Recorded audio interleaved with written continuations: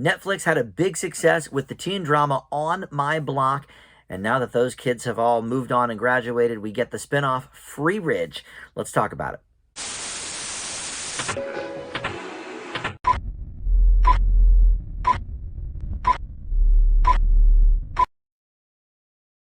Hey guys, Dan here. This is Dan Reviews It. Welcome to my TV review for the new Netflix show Freeridge. I say new, in sort of quotes. This has been out a little while now, but in fact, it was just canceled after one season just a couple of days ago. So this will be the one and only season for this show. On My Block, its predecessor, got 4 seasons, and I did not keep up with that show. I don't really know much about it other than it was fairly popular with the younger crowd, but obviously, this one will not have the same legacy after, just one season being canceled. But before we dive into all that, let me welcome you into Dan Reviews It. Thank you for finding my video. Tons of great stuff here for you to peruse, movie and TV reviews alike, and you can subscribe down below there as well. Would love to have you aboard in that way. Let's talk about this show. Like I said, I didn't really watch On My Block. I was aware of it, and it took place in the town of Freeridge, so this is still sort of in the same universe, but I think only a couple of the adult characters are similar, maybe just one, but then all the kid characters are new, and names I am unfamiliar with. Kayla Monteroso, Miha, Brianna Salas, Peggy Blow. I think she's the one that was in the original. Yeah, she's 70, so yeah, she's like the grandmother that was in the other one. Sierra Riley Wilson, Trainer, Tenzing Norgay. These are names could never have heard of in my life. But anyway, this is sort of, I think, a little bit different from what I understand about On My Block. From what I gather, that was a, real teen drama in the vein of, some of the classics, where we had, some realistic characters, like a Degrassi or something like that, where we had realistic characters, realistic scenarios, and all of that. And we've seen that, since I was a kid, Beverly Hills 90210, and on from there.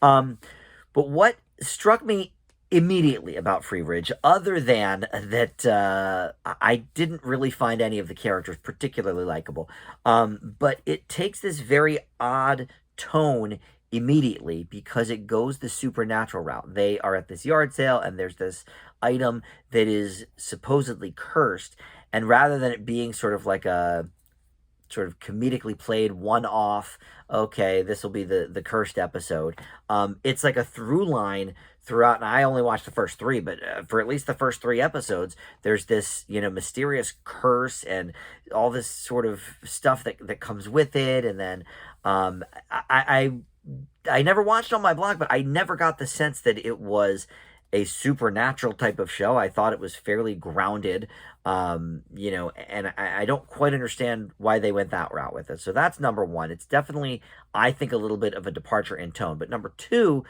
it's not funny at all. It's supposed to be a comedy. In fact, it's listed as a teen comedy drama, which is interesting because I think On My Block is the reverse. I think On My Block is listed as a drama comedy or something like that. But I didn't get any laughs here. I saw a few times that they were going for some laughs, but the more dramatic scenes didn't land.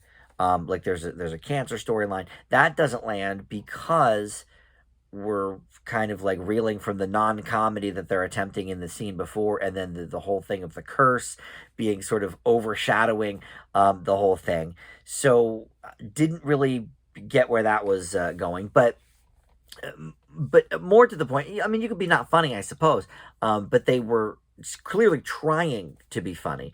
Didn't work. One of the characters is very, very openly bisexual and very, I think, cliche.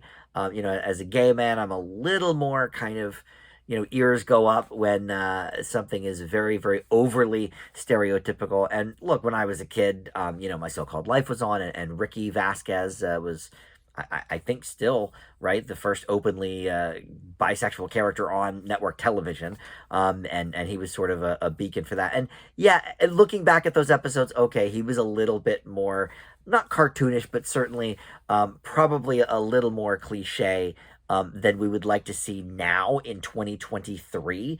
Like, where's the nuance for this one character? He's played by, and it's not the actor's fault, I don't think.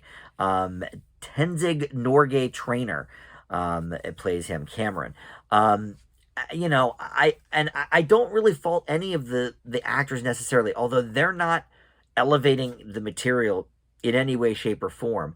But the characters are so like unlikable, and not that they're necessarily mean, although the lead girl is kind of mean, the lead character. Um, but they're nobody that I can sort of pick and say, okay, I want to follow this character, or this character storyline seems interesting. You get none of that in this show. And so, look, I don't think we need to go on and on about it. The show's been out long enough anyway, so you've probably checked it out if you were a fan of On My Block. If you weren't, I wouldn't recommend it. If you were, I don't think I'd recommend it either, because it seems like such a departure. And now that Netflix has already canceled it, we don't need to worry about a season 2 here. I leave Freeridge with an F. So far, it's the worst of the year for me. All right, thank you for watching. We'll see you next time on Dan Reviews It. Bye.